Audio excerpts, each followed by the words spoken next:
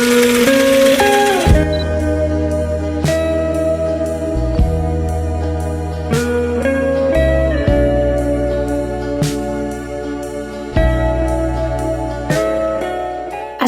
warahmatullahi wabarakatuh.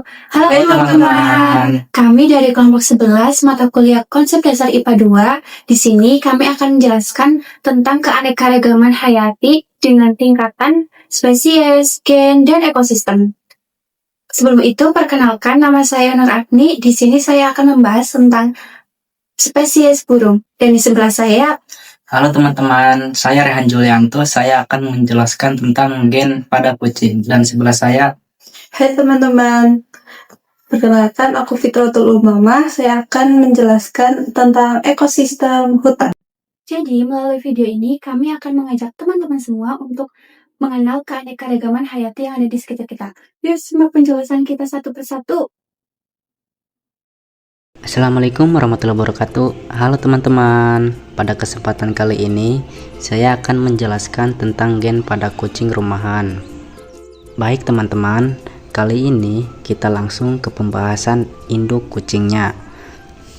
Jadi, induk kucingnya ini berwarna hitam, abu-abu, dan putih. Dari kucing ini lahir dua anak. Anak pertama berwarna hitam dan anak kedua berwarna kuning, hitam, dan putih. Jadi, dalam biologi, warna bulu kucing ditentukan oleh gen, yaitu pembawa sifat yang diwariskan dari induk jantan dan induk betina. Walaupun bapaknya tidak diketahui, gen dari sang bapak tetap mempengaruhi warna bulu anak-anaknya.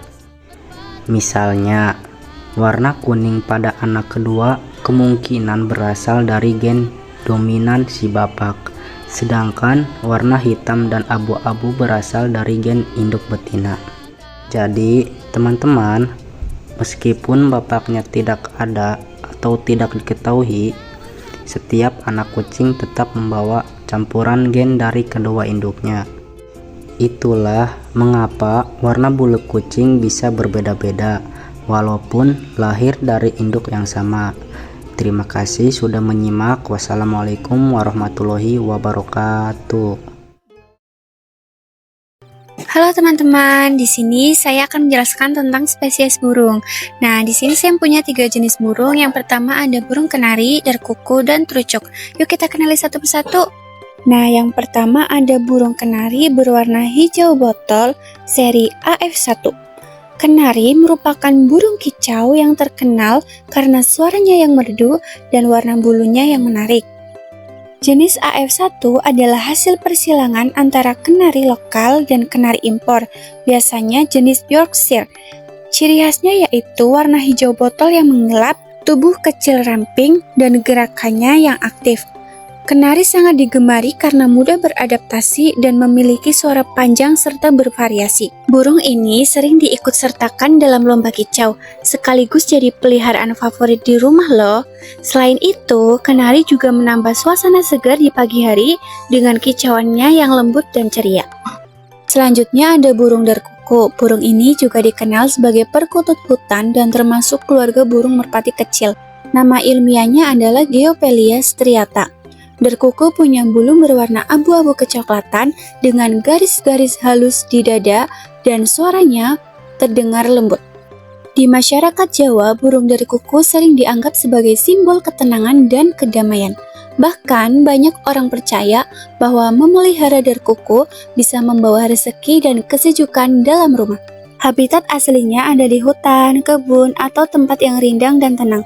Kalau pagi hari, suara darkuku sering terdengar di sekitar rumah pedesaan, menandakan suasana yang damai dan alami. Burung ini juga sangat setia dengan pasangannya loh, jadi sering dijadikan simbol kesetiaan.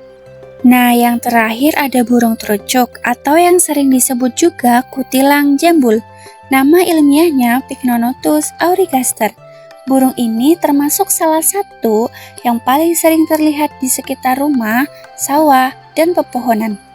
Ciri khasnya adalah jambul di kepala, bulu berwarna coklat keabu-abuan dengan bagian perut putih dan sedikit kekuningan di bawah ekornya. Burung terucuk ini terkenal sangat aktif dan cerewet. Suaranya keras dan ramai, cocok untuk menghibur suasana. Karena itu, banyak orang memeliharanya untuk pemasaran burung lain, supaya burung lain bisa meniru variasi kicauannya. Selain itu, terucuk juga punya peran penting dalam ekosistem loh, karena ia sering memakan buah-buahan kecil lalu menyebarkan bijinya ke tempat lain, sehingga membantu pertumbuhan tanaman baru di alam. Nah, teman-teman, itulah 3 spesies burung yang saya bahas kali ini. Semuanya punya keunikan masing-masing, dari suara, warna, sampai peran pentingnya di alam. Burung-burung ini menunjukkan bahwa keanekaragaman hayati di sekitar kita sangat luar biasa dan perlu kita jaga. Jadi, yuk kita cintai dan lestarikan burung-burung di lingkungan kita. Terima kasih sudah menonton. Hai teman-teman, kali ini saya akan membahas tentang ekosistem hutan produksi. Yuk simak pembahasannya. Kalian pernah lihat pohon-pohon karet berbasis rapi dengan mangkuk kecil di batangnya tidak? Produksi karet tempat di mana manusia dan alam bekerja sama.